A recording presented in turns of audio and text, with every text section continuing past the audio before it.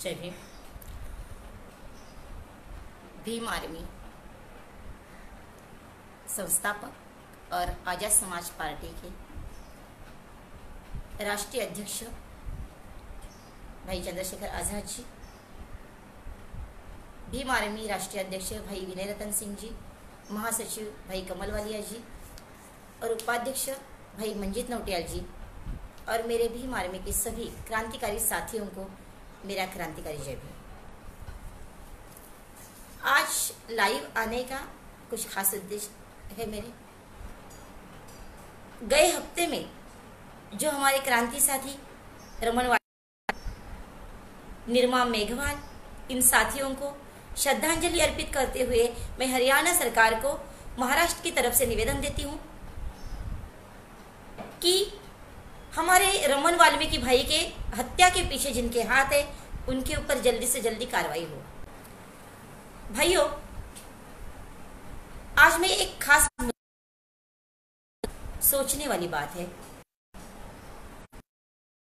गंभीर सोचने वाली, गंभीरता से लेने वाली बात है।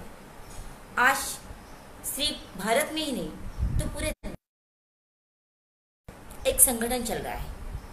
उस संगठन का नाम है निरंकारी संगठन। आप सब जानते हैं, लेकिन इस निरंकारी संगठन की कुछ बुरे कर बार बार बाहर आ रहे सामने। आपको पता है,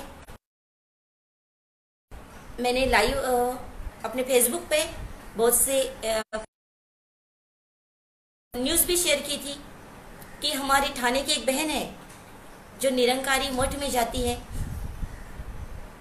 उस मठ में निरंकारी मिशन के जो प्रचारक है रमाकांत राणे, इस आदमी ने 1 साल से अपनी रहा था, नशीलिया गोलियां खिलाकर अत्याचार कर रहा था।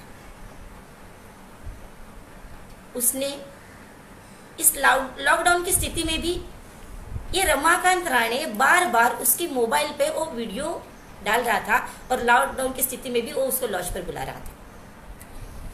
उसने नहीं तो बोला कि मैं पूरी ये वीडियो वायरल कर दूंगा। एक तो 1 साल से डरी हुई सी, सहमी हुई सी वो औरत ने सोचा और अपने पति को सभी बातें बता दी। मैं उसके पति को सैल्यूट करती हूँ कि ऐसे जांबाज भाई भी है कि जो अपने पत्नी के पीछे खड़े रहे और उन्होंने 22 मार्च को जाके एफआईआर नोंद कर दी।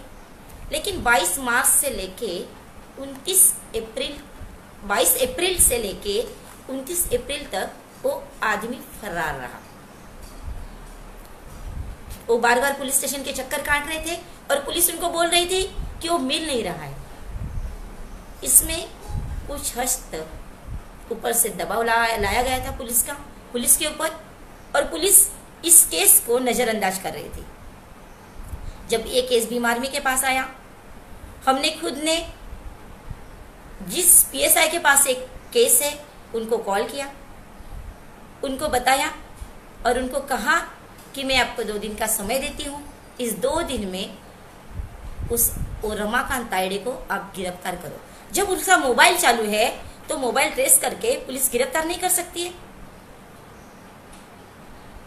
ये कहने के बाद और बहुत कुछ मैंने बोला उनको। फिर उन्होंने बोला कि नहीं मैडम, मैं भी महिला हूँ और मैं उस महिला को न्याय देके रहूंगी। मैं कल भी उसके घर में जाके आई थी, वो घर में नहीं मिल रहा है। मैंने उनको बोला मोबाइल ट्रेस करो। मोबाइल ट्रेस करने से आदमी जहन्नम भी छुपा हो तो भी मिल जाता है। और फिर उन्होंने कहा कि अगर 2 दिन में नहीं मिलता है तो मैं तीसरे दिन प्रेस कॉन्फ्रेंस लेके मैं ये जाहिर कर दूंगी कि पुलिस की मदद से ही वो फरार है। और पता था मुझे कि ये रमाकांत राणे पकड़ा ही जाएगा। और परसों रात को 10 बजे पुलिस ने अपनी पूरी ताकत लगाकर उसको अपने दोस्त से यहाँ से उठाया और जेल में डाल दिया है। भाइयों, ये निरंकारी मिशन की लीडर प्रमुख एक महिला है। ये महिला के नेतृत्व में चल रहा है। उस मिशन में अगर महिला से ऐसी गंदी हरकतें की जाए, घिनौनी हरकतें की जाए, तो ये प्रमुख महिला क्या कर रही है? क्योंकि 2018 में भी इसी तरह रामकृष्ण नाम के आदमी ने एक महिला पे ऐसे अत्याचार किया था और अभी वो जेल से छूटा है और फिर से वो निरंकारी में।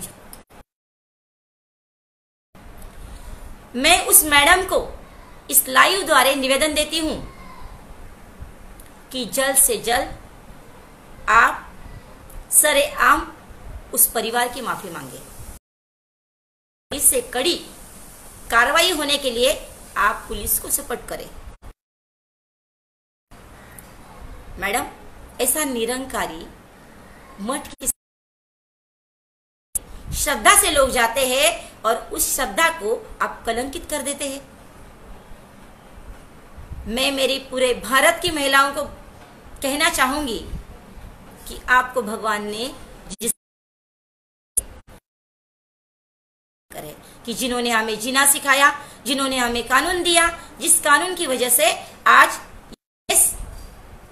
वो वाल्मीकि महिला बीत गई है और उसको अत्याचार करने वाला आज जेल के सलाखों के पीछे है। उसको 7 दिन की कस्टडी मिली है और मेरा कहना है, नहीं मेरा विश्वास है कि पुलिस उससे और भी कई महिलाओं के साथ उसने घिनौना कृत्य किया होगा, वो उसके निगलवाएगी उसके मुंह से। और मैं सभी महिलाओं को बोलती हूँ कि ऐसे मठ में मत जाइए जिसने माता सावित्री हमें पढ़ने का अधिकार दिया है, हमें जीने का अधिकार दिया है। हमारे महात्मा फुले जी ने, हमारे डॉक्टर बाबा साहब अम्बेडकर जी ने हम महिलाओं को जीने के लिए अपने जीवन का बलिदान दिया है। तो हमें इतना सोचना चाहिए कि हमें क्या करना है और क्या नहीं करना है। आपकी अगर श्रद्धा है, मैं किसी की श्रद्धा के ऊपर टीका नहीं करती हूँ, अगर आपकी श्रद्धा है तो आप घर में अपने मन में भी पूजा कर सकती है। जिस भगवान को आप मानती है उस भगवान किसी मठ में जाने की जरूरत नहीं है आपको। तो ऐसे अगर कई और महिलाओं के साथ भी कहीं अत्याचार हुए होंगे तो मैं उस महिलाओं को निवेदन करती हूँ कि आप निडर होकर सामने आइए और ऐसे जल्लाद भीम आर्मी पूरे हक से साथ उनके साथ है, उनके साथ रहेगी, उनके साथ लड़ेगी और उनको न्याय देगी।